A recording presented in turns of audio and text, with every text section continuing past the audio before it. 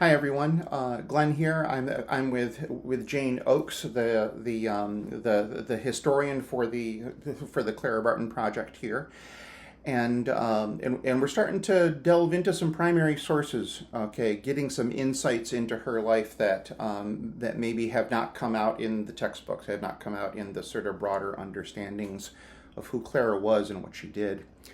One of the things that both Jane and I have found as we've been out talking to people about the project is that everybody knows, okay, that she did this amazing work on Civil War battlefields. Okay, there's also the Franco-Prussian War that she served in.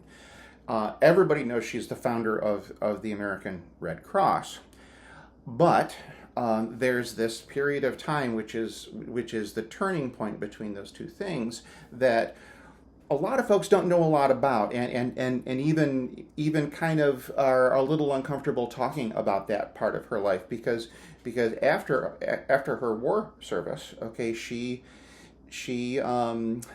recognized, okay, that she had war trauma, that there's not only what we would call mental illness today, but even some of the physical consequences of a deep depression, anxiety. We can't diagnose her from afar right now, but there's every reason to believe that these things were present in her life, and she decided to go and earnestly, thoughtfully work on that.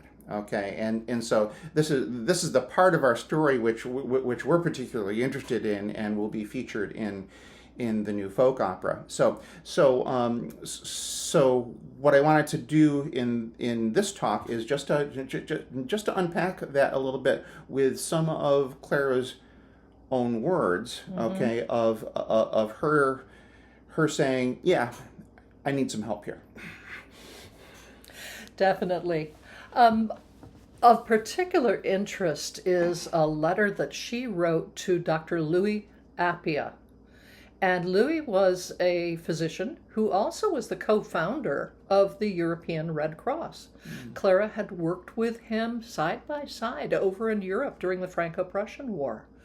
And about a year after she entered the Jackson Austin facility in Dansville, New York, she penned a letter to him. And I'd like to read a little bit from that letter, dated in May of 1877. Now, bear in mind, she entered the facility in March of 1876.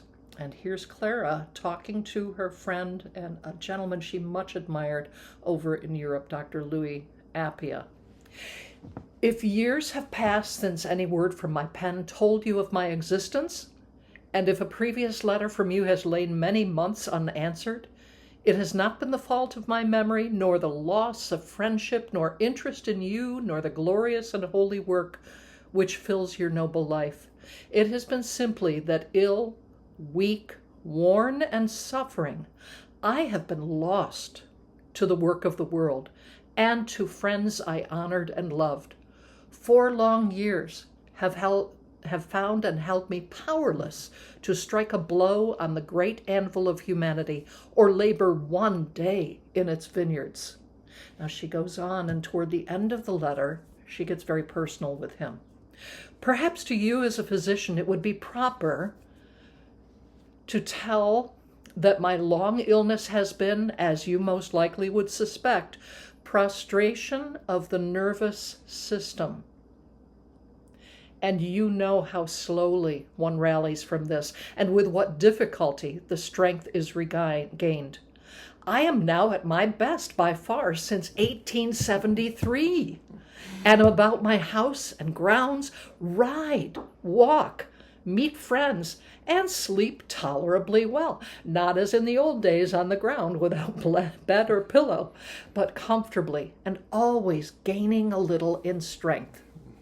Now there's Clara admitting that she had had the courage to take that first step to address the nervous prostration, which we would call a nervous breakdown today, certainly entangled with the modern term PTSD. Long ago, they might have called it sensitivity or soldier's heart. She was a soldier.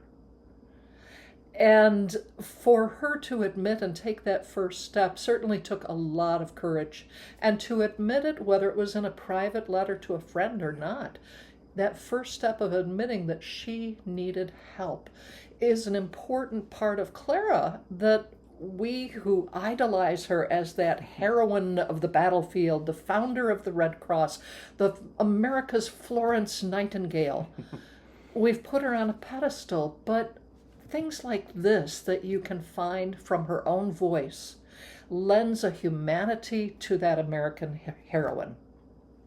Yeah, and this passage ties so closely to the discussion that I had with the Vietnam combat veteran Jim DeCamp, who talks about what it means to come home and to seek that help, so I urge folks to check out that other video and compare what Jim is saying to what Jane just shared with us. Thank you. This is You're great. welcome. Yeah.